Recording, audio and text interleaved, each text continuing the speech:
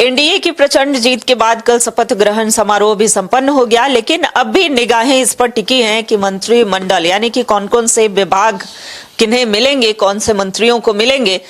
हालांकि हमारे साथ जो मंत्री हैं वो चौथी बार मंत्री पद की शपथ लिए हैं और ऐसे में डॉक्टर संतोष सुमन को पहले तो बधाई देते हैं। जी जी, धन्यवाद, आपको भी शुभकामना।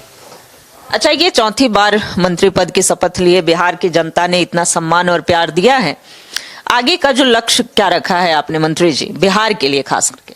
देखिए, इस बार हम लोग का विकसित बिहार बनाना है, हर घर में रोजगार सृजन करना है, महिलाओं को स्वावलंबी बनाना है, संपन्न बनाना है, उद्यमी बनाना है।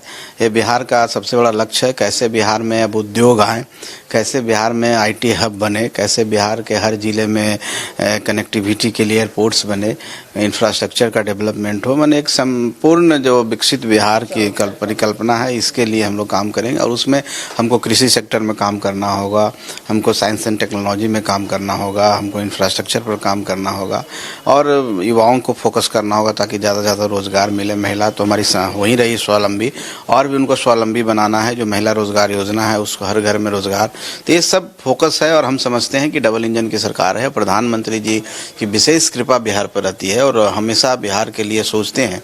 और जिस तरह से ऐतिहासिक गांधी मैदान में शपथ के दौरान वो आए और जो जेस्चर उन्होंने दिया, बिहारियत का जेस्चर जो दिया, हम समझते हैं बिहार के लिए वो कुछ बड़ा करने वाले हैं। तो अच्छे दिन बिहार के आने वाले हैं, विकसित बिहार की कल्पना हम कर सकते हैं।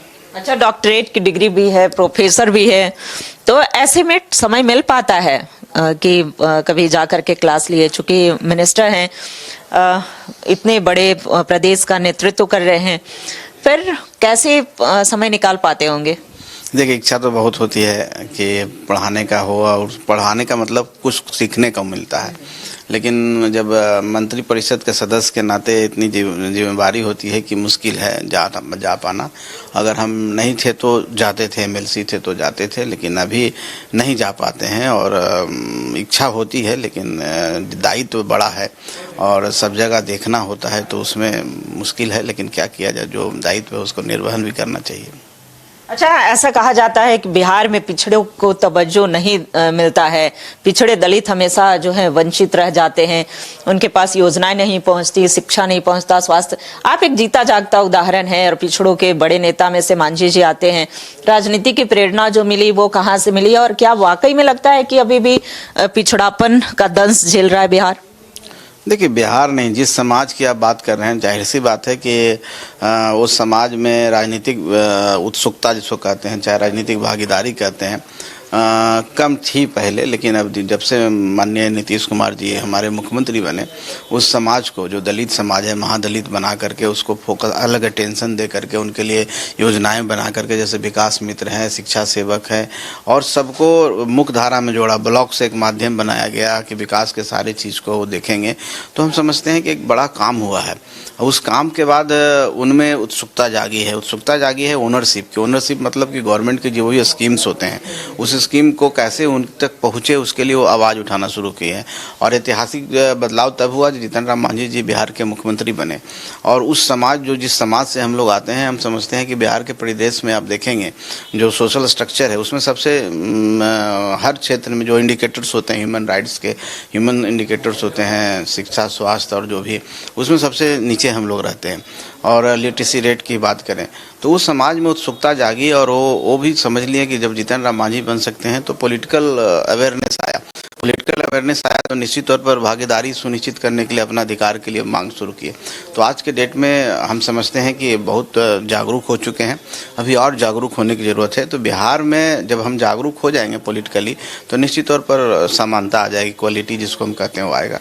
तो हम लोग काम कर रहे हैं, बिहार सरकार भी काम कर रही है। हर स्तर पर हमारी पार्टी का मैंडेट वही है कि गरीबों की हम आवाज़ बने, गरीबों की भागीदारी सुनिश्चित करें। और गरीब में हर समाज के लोग आते हैं, वो स्वर्ण समाज से भी हो सकते हैं, माइनॉरिटी से भी हो सकते हैं, मुस्लिम समाज से।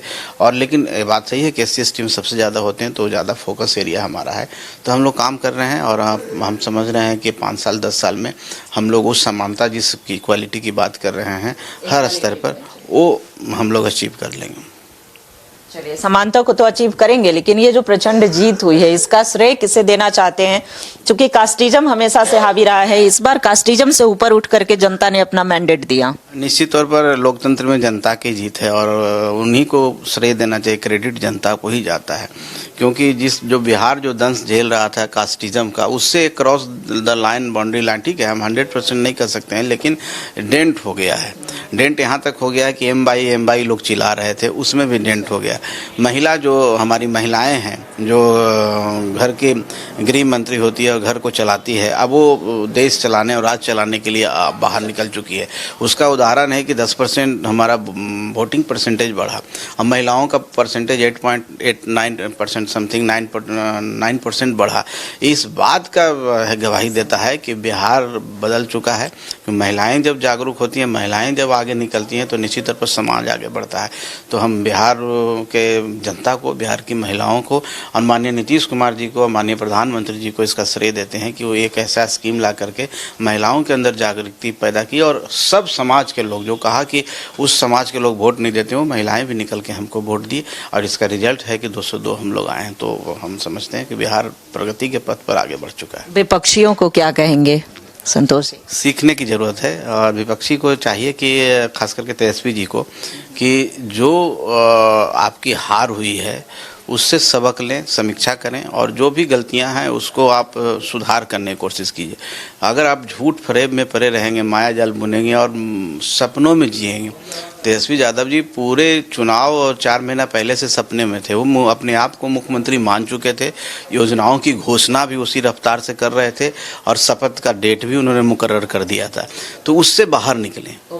और हाँ, ओवर कॉन्फिडेंस जब व्यक्ति होता है ना, तो वो जड़ता में चला जाता है। मतलब जड़ता में चला जाता है तो इंसानियत नहीं रहती है, वो फिर वो लाश के समान होता है।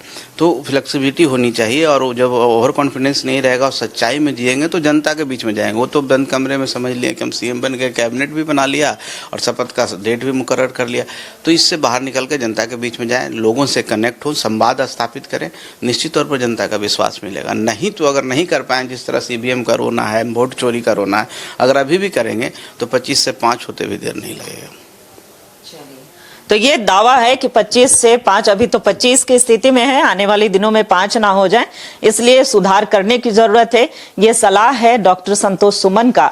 और आने वाले दिनों में चूंकि चौथी बार इन्होंने मंत्री पद की शपथ ली है, तो ऐसा जरूर इनका कार्य रहा होगा, उत्कृष्ट कार्य जनता के लिए किए होंगे, तब जाकर के एनडीए ने कुल जो नेतृत्व है, केंद्रीय हो या प्रदेश हो, सबने भरोसा और विश्वास जताया है। उम्मीद है भरोसा।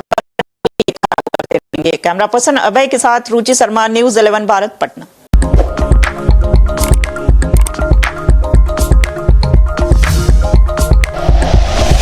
Like and share videos, subscribe करें हमारा चैनल और प्रेस करें बेल आइकॉन। न्यूज़ 11 भारत, सच है तो दिखेगा।